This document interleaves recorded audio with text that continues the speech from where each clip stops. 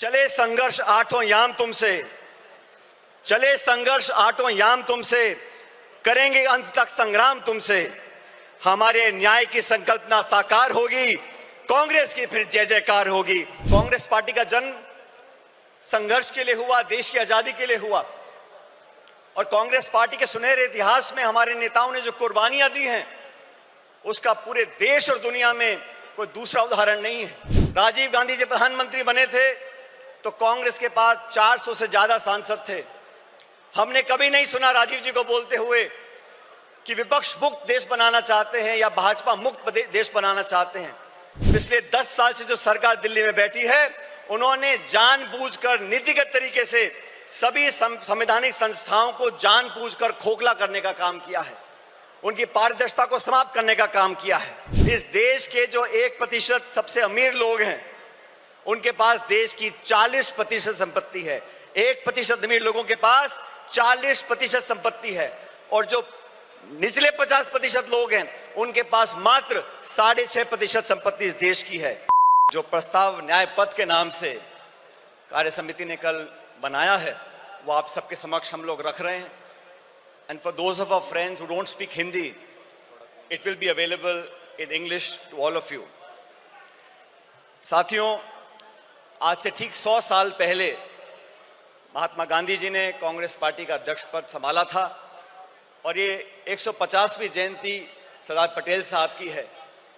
इस ऐतिहासिक अधिवेशन में हम यहाँ मौजूद हुए हैं और अभी आपने खड़गे साहब का भाषण सुना। देश में जो हालात बने हैं वो हम सबके सामने हैं, लेकिन आज न्याय पथ की क्यों जरूरत पड़ी है?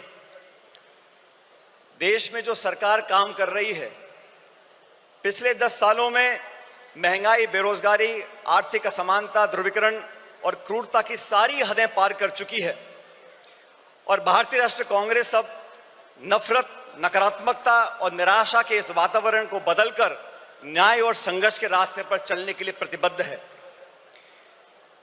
कांग्रेस की रगों में कुर्बानी और राष्ट्रवाद भरा हुआ है, लेकिन कांग्रेस के लिए राष्ट्रवाद क्या है? जो लोग राष्ट्रवाद की दुहाई देते हैं, राष्ट्रवाद का चोला ओढ़कर वोट बटोरने का काम करते हैं, मैं उन लोगों को बताना चाहता हूं कि कांग्रेस पार्टी का जन्म संघर्ष के लिए हुआ, देश की आजादी के लिए हुआ। और कांग्रेस पार्टी के सुनहरे इतिहास में हमारे नेताओं ने जो कुर्बानियां दी हैं, उसका पूरे देश और दुनिया में कोई दूसरा उदाहरण नहीं है। कांग्रेस पार्टी के नेताओं ने देश को अखंड रखने के लिए, चाहे इंदिरा गांधी जी हो, चाहे राजीव गांधी जी हो, चाहे सरदार बेअंत सिंह हो, उन्होंने अपने प्राण न्यौछावर किए, छातियों पे गोलियां खाई इस देश की अखंडता और समृद्धता को एक रखने के लिए। ये कांग्रेस का राष्ट्रवाद है। कांग्रेस का राष्ट्रवाद भारत को जोड़ने का है, भाजपा का राष्ट्रवाद समाज को तोड़ने का है। कांग्रेस का राष्ट्रवाद भारत की अनेकता को एकता में मिलाने का है और भाजपा का राष्ट्रवाद अनेकता को खत्म करने का है। सत्ता को हथियाने के लिए और बरकरार रखने के लिए धर्म, जाति, क्षेत्रवाद, भाषा, पहनावा और खान पान पर लोगों को बांटने के लिए जो राष्ट्रवाद की दुहाई देते हैं, उनको आईना दिखाने का अब समय आ चुका है। वो लोग जो कांग्रेस मुक्त बनाने की बात करते हैं, मैं याद दिलाना चाहता हूं आपको, राजीव गांधी जी प्रधानमंत्री बने थे तो कांग्रेस के पास 400 से ज्यादा सांसद थे। हमने कभी नहीं सुना राजीव जी को बोलते हुए कि विपक्ष मुक्त देश बनाना चाहते हैं या भाजपा मुक्त देश बनाना चाहते हैं। लेकिन घमंड की ये परिकाष्ठा हो गई है कि कांग्रेस मुक्त बनाना चाहते हैं। मैं उन सब विरोधी ताकतों को बताना चाहता हूं कि कांग्रेस की जड़ें देश में तो बहुत मजबूत हैं ही, लेकिन गुजरात में भी बहुत मजबूत हैं। और 400 पार का नारा देने वालों को पिछले लोकसभा चुनाव में जनता ने आईना दिखा दिया और बैसाखियों पर लाके खड़ा कर दिया सरकार चलाने के लिए। प्रजातंत्र की पहरी है और संविधान की रक्षक है कांग्रेस पार्टी। 1950 में जब संविधान लागू हुआ था, उससे पहले बाबा साहब अम्बेडकर ने खुद 25 नवंबर 1939 को संविधान सभा में कहा था कि कांग्रेस के बिना संविधान बनाना असंभव था। पिछले 75 सालों में कई सरकारें देश में आई, कांग्रेस की और गैर कांग्रेस की, लेकिन हर सरकार ने मूलतः संवैधानिक संस्थाओं को पोषित करने का काम किया, संवैधानिक संस्थाओं को संरक्षण देने का काम किया। लेकिन दुर्भाग्य से पिछले 10 साल से जो सरकार दिल्ली में बैठी है, उन्होंने जानबूझकर नीतिगत तरीके से सभी संवैधानिक संस्थाओं को जानबूझकर खोखला करने का काम किया है, उनकी पारदर्शिता को समाप्त करने का काम किया है। और ये आज की बात नहीं है। फरवरी 2000 में भाजपा की सरकार ने संविधान की समीक्षा के लिए एक आयोग बनाया और साजिशपूर्ण तरीके से खिलवाड़ करने की कोशिश करी, लेकिन राष्ट्रव्यापी विरोध किया कांग्रेस ने, पूरे देश के लोगों ने उनको अपने हाथ पीछे खींचने पड़े। और 2024 के लोकसभा चुनाव से पहले भाजपा नेताओं ने खूब कहा 400 पार करा दो, और भाजपा के सांसदीय उम्मीदवारों ने कई बार नारा देकर अपनी दुर्भावनाओं को प्रकट किया कि कैसे वे संविधान के खिलवाड़ करना चाहते हैं। साथियों, भाषण देना अलग बात है, लेकिन सरकार के कामकाज को आप देखिए। 6 वर्ष पहले भाजपा सरकार ने सदन में कहा था कि जम्मू कश्मीर को पूर्ण दर्जा देंगे। सुप्रीम कोर्ट की कॉन्स्टिट्यूशनल बेंच ने आदेशित किया कि आप जम्मू कश्मीर को पूरा दर्जा दो राज्य का, आज तक नहीं दिया। मणिपुर में क्या घट रहा हम देख रहे हैं, गृह युद्ध के हालात बने हुए हैं, बलात्कार हो रहा है, लूटपाट हो रही है, महामारी बची है, लेकिन ना तो प्रधानमंत्री जी को वहां जाने का समय है, ना उनकी इच्छा है। वो लोग जो संविधान की बात करते हैं और अपनी कार्यप्रणाली से संवैधानिक संस्थाओं का दुरुपयोग कर कर अपने राजनीतिक प्रतिद्वंदियों को आरोपी बनाने का काम करते हैं, उनका पर्दाफाश करने का समय आ गया है। कांग्रेस पार्टी ने, राहुल गांधी जी ने, खड़गे साहब ने लोकसभा चुनाव से पहले इंडिया अलायंस का गठबंधन किया। देश के सामने जो चुनौतियां थी उसका सामना करने के लिए समान दृष्टिकोण रखने वाले दलों को साथ लेकर आए थे, और भविष्य में भी भाजपा सरकार को चुनौती देने के लिए संसद के अंदर और संसद के बाहर समय पड़ने पर तमाम हमारे इंडिया अलायंस के गठबंधन के साथियों के साथ हम चर्चा कर आगे बढ़ने का काम करेंगे। मैं धन्यवाद देना चाहता हूं राहुल गांधी जी का। सामाजिक न्याय की लड़ाई लड़ने का अगर रास्ता किसी ने दिखाया है तो राहुल जी ने दिखाया है। 1951 में जब सुप्रीम कोर्ट ने देश में आरक्षण को खत्म कर दिया था, तो पंडित नेहरू जी की कांग्रेस सरकार थी जब वो अध्यादेश लेकर आए और संविधान में हमेशा के लिए आरक्षण का रास्ता परस्त कर दिया था।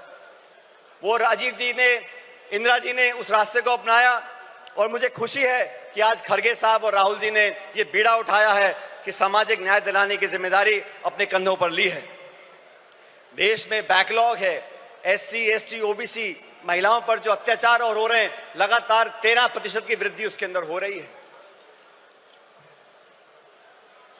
देश का सद्भाव, सर्वधर्म समभाव, आज जो टकराव पैदा किया गया है, भाई को भाई से लड़ाने की जो एक साजिश रची जा रही है, उसके खिलाफ हम सब कांग्रेसजनों को साथ खड़ा होना होगा। बिना संकोच के हमें कहना होगा, जैसा सरदार पटेल ने 1948 में जयपुर के अधिवेशन में कहा था कि कांग्रेस और कांग्रेस की सरकारें इस बात के लिए प्रतिबद्ध हैं कि भारत एक सच्चा धर्मनिरपेक्ष राज्य हो। हमारी अलग अलग पृष्ठभूमियां हैं, संस्कृति है, वेशभूषा है, खाना पीना है, भाषाएं हैं, लेकिन जो लोग उत्तर दक्षिण के राग में धर्म, जाति, गोत्र के नाम पर लोगों को बांटना चाहते हैं, उन लोगों से हमको सावधान रहना पड़ेगा। भारतीय राष्ट्रीय कांग्रेस प्रतिबद्ध है कि धार्मिक, भाषाई, जातिगत व क्षेत्रीय बंटवारे की सियासत को हम आखिरी दम तक लड़ते रहेंगे। देश को ना बंटने देंगे, ना बांटने वाली ताकतों को बढ़ने देंगे। हमारा वही नारा है, नफरत छोड़ो और भारत जोड़ो, जो नारा राहुल जी की यात्रा में हम सब लोगों ने बड़ी गुरजोर से कहा था। महिला अधिकार की बातें करते हैं, आदि आबादी और पूरा हक, ये कांग्रेस का संकल्प है। एनी बेसेंट से लेके सरोजिनी नायडू जी, नेली सेनगुप्ता जी, इंदिरा गांधी जी, सोनिया गांधी जी ने हमेशा महिलाओं के अधिकारों को पहली पंक्ति में लाने का काम किया है। पिछले 1 दशक में महिला अत्याचार, शोषण, प्रताड़पन अपराध इतने बढ़ गए हैं कि भारत मां की आत्मा पूर्णतः छलनी हो गई है। केंद्र की भाजपा सरकार के आदेश पर महिला पहलवान बेटियों को दिल्ली की सड़कों पर जो घसीटा गया, या मणिपुर में मां बहनों को सार्वजनिक तौर से निर्वस्त्र कर घुमाया गया, हाथरस से लेकर उन्नाव तक भारत मां के सीने पर ऐसे हजारों घाव हैं। आए दिन देश की बेटियों के बारे में भाजपा के मुख्यमंत्री, केंद्रीय मंत्री और उनसे संबंधित संस्थाएं जिस प्रकार उनके पहनावे, आचरण, चरित्र, बाहर जाने के समय उनकी स्वतंत्रता, खान पीन व निर्णय लेने की क्षमता को लेकर लगातार आपत्ति उठाते रहते हैं, उसका हमको विरोध करना पड़ेगा। ये वो सरकार है जो किसानों का विरोध करती है। मुझे फक्र है कि हम उस पार्टी के कार्यकर्ता हैं जिसने संकल्प लिया है कि हम लोग किसानों का एमएसपी पर एक कानूनी अधिकार जनता को देंगे और 50% से ऊपर समर्थन मूल्य किसान को मिलेगा। श्वेत क्रांति, हरित क्रांति, मिनिमम सपोर्ट प्राइस, ये सब कांग्रेस की सोच का परिणाम रहा। भाजपा ने तो 3 काले कानून लेकर आए, 16 महीने तक आंदोलन हुआ, 700 किसान शहादत हो गई उनकी, और फिर जाके भाजपा को अपने हाथ पीछे खींचने पड़े। आप सबको याद होगा साथियों, जमीन अधिग्रहण को लेकर राहुल गांधी जी ने भट्टा परसौल में एक आंदोलन किया था। तब कानून बना लैंड एक्विजिशन एक्ट का। उस भट्टा परसौल के आंदोलन के बाद से तमाम चंद उद्योगपति और भाजपा की सरकार ने मिलकर राहुल जी की छवि को धूमिल करने का काम किया था, और आज तक वो इस काम में लगे हुए हैं, क्योंकि गरीब की, किसान की, मजदूर की, अपेक्षित की आवाज उठाने का काम राहुल जी करते हैं, कांग्रेस पार्टी करती है। आज इस अधिवेशन से, इस प्रस्ताव के माध्यम से हम एक बार फिर किसान के प्रति अपने समर्थन को रेखांकित करना चाहते हैं। अर्थव्यवस्था की हम बात करें 2 मिनट के लिए, मनमोहन सिंह जी की सरकार में 10 साल में 27 करोड़ लोगों को गरीबी रेखा से उठाया गया, 8% की जीडीपी ग्रोथ हुई। आज के जो हालात हैं, और कृपया करके गौर से सुनिए, इस देश के जो 1% सबसे अमीर लोग हैं उनके पास देश की 40% संपत्ति है। 1% अमीर लोगों के पास 40% संपत्ति है, और जो निचले 50% लोग हैं उनके पास मात्र 6.5% संपत्ति इस देश की है। हम लोग आज अधिवेशन मौजूद हैं, ये संकल्प लेके यहां से जाना पड़ेगा। कर्नाटका में हम लोगों ने संकल्प लिया कि 2025 संगठन का वर्ष होगा। साथियों, मैं चाहता हूं इस अधिवेशन की महक पूरे देश के हर गांव, हर ढाणी, हर कस्बे तक पहुंचे। जिस इच्छा शक्ति के साथ हम संघर्ष कर रहे हैं, जिस मजबूती से राहुल गांधी जी, मोदी जी और पूरी सरकार को चुनौती दे रहे हैं, उनके साथ कंधे से कंधा मिलाकर हम लोगों को राजनीतिक विजय प्राप्त करनी पड़ेगी। और राजनीतिक विजय प्राप्त करने के लिए संगठन को मजबूत करना बहुत जरूरी है। न्याय का संकल्प, संघर्ष का पथ। आज साथियों, हम एकजुट हो जाएं, पूरी दृढ़ इच्छा शक्ति के साथ न्याय का संकल्प करें, संघर्ष के पथ पर आगे बढ़ें। और आज इस बेहद कठिन दौर से हम गुजर रहे हैं, लेकिन हम सभी साथी कार्यकर्ता मजबूती से कांग्रेस की अपनी असीम संगठनात्मक क्षमता, दक्षता, कार्यकुशलता के आधार पर अधिक से अधिक विस्तार करें, और भारतवासियों के लिए न्याय के संघर्ष का संकल्प सरकार हम साकार करेंगे। ये संघर्ष रंग लाएगा और विजय दिलाएगा। मैं अंत में दिनकर साहब की कुछ पंक्तियों को परिभाषित कर आपके बीच रखना चाहता हूं। चले संघर्ष आठों याम तुमसे, चले संघर्ष आठों याम तुमसे, करेंगे अंत तक संग्राम तुमसे। हमारे न्याय की संकल्पना साकार होगी, कांग्रेस की फिर जय जयकार होगी। बहुत बहुत धन्यवाद। जय हिंद।